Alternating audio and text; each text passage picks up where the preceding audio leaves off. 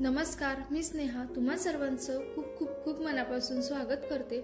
आज आपण रव्याचा केक बनवणार आहोत। हा केक बनवायला खूप सोपा आहे। अगदी घरात असणाऱ्या साहित्यापासून हा केक मी बनवलेला आहे। चला तर मग सुरुवात करूया। त्याआधी चॅनलला जर सबस्क्राइब केलं नसेल तर चॅनलला सबस्क्राइब करा। चला तर मग केक बनवूया। तर मिक्सरच्या भांड्यामध्ये मी 1 कप रवा घेतलेला आहे। इथे जाड किंवा बारीक कोणताही रवा तुम्ही वापरू शकतात। त्यानंतर पाऊण कप साखर घ्यायची आहे। साखरेचं प्रमाण तुम्ही तुमच्या आवडीप्रमाणे कमी जास्त करू शकतात। आणि 1 पाकिट मिल्क पावडरचं टाकायचं आहे, जे छोटं पाकिट येतं ते। त्याच्यानंतर अर्धा कप तेल टाकायचं आहे। इथे मी सोयाबीन तेल वापरते। सोयाबीन किंवा सूर्यफूल तेल वापरायचं आहे, शेंगदाणा तेल वापरायचं नाहीये। त्याच्यानंतर अर्धा कप दही टाकायचं आहे आणि अर्धा कप दूध टाकायचं आहे। दूध आणि दही हे रूम टेम्परेचरवरचं पाहिजे। आता हे सर्व साहित्य मिक्सर मध्ये छान असं आपल्याला बारीक करून घ्यायचं आहे। तर इथे हे बघू शकतात, मस्त असं सर्व साहित्य एकजीव झालेलं आहे आणि छान असं बॅटर तयार झालेलं आहे। हे बॅटर एका बाउल मध्ये आपण काढून घेऊ। मेजरिंग कप जर नसेल तर वाटीने सुद्धा तुम्ही हे प्रमाण घेऊ शकता। ज्या वाटीने रवा घेतला त्याच वाटीने सर्व साहित्य घ्यायचं आहे। तर इथे बघू शकता, आता हे बॅटर थोडंसं असं घट्ट आहे। आता यात जो आपण रवा टाकलाय तो थोडासा फुलून येईल, तर त्यासाठी 10 मिनिट आपण याला साईडला ठेवून देऊ। बटर पेपर नसेल तर केक टिनला थोडंसं तेल लावून घ्यायचं आहे। तेल व्यवस्थित असं सर्व साईडने लावून घ्यायचं आहे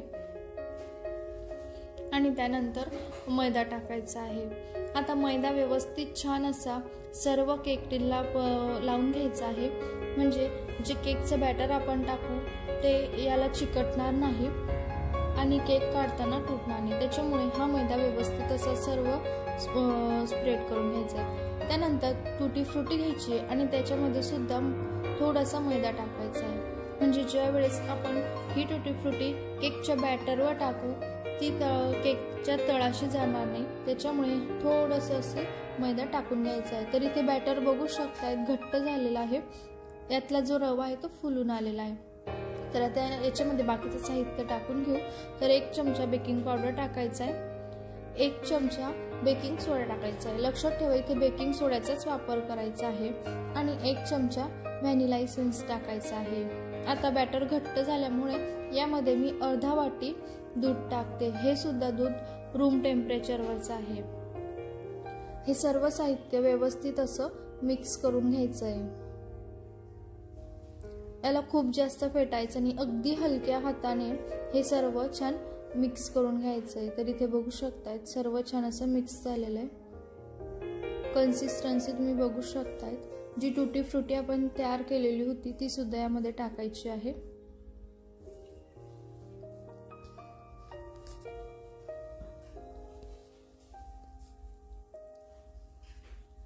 आता आपलं केकचं बॅटर तयार झालेलं आहे। जो केक टिन आपण तेल आणि मैदा लावून तयार केलेला होता त्यामध्ये हे सर्व बॅटर टाकून द्यायचं आहे।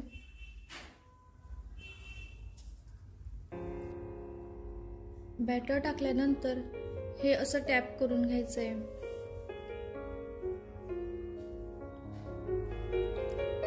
यावर जी टुटी फ्रुटीला मैदा लावून घेतलेला होता ती टुटी फ्रुटी टाकायची आणि गार्निशिंगसाठी मी थोडेसे बदामाचे काप टाकते।